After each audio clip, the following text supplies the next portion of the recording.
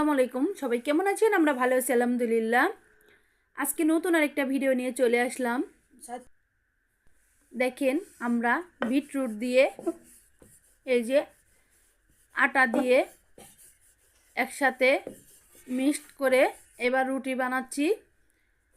রুটি বানানো হয়ে গেলে এবার ছুরির সাহায্যে এভাবে ধরে ধরে স্লাইস করে যে কোনোভাবে আপনাদের পছন্দ মতো কেটে নেবেন। আমার এটা পছন্দ হয়েছে, আমি এভাবে কেটে নিয়েছি।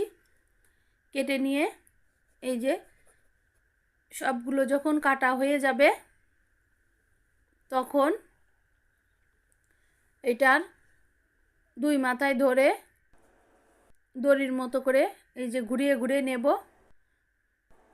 তাহলে আমাদের দেখতেও সুন্দর লাগবে আর খেতেও মচমচে গরম তেলের ভিতরে ছেড়ে দিচ্ছি, দিয়ে উল্টিয়ে পাল্টে ভেজে নিব। আর এটা বাচ্চারা এত পছন্দ করে মচমচা। আর এটা আপনার প্রত্যেক দিন বিকেলে সকালে বা টিফিনে দিতে পারবেন। বাচ্চাদের পুষ্টি হলো আর বাচ্চারা খুশি হয়ে গেল। এভাবে আপনারা বাসায় একবার হলে ট্রাই করেন, সস দিয়ে দেখেন বাচ্চারা কিভাবে খাচ্ছে।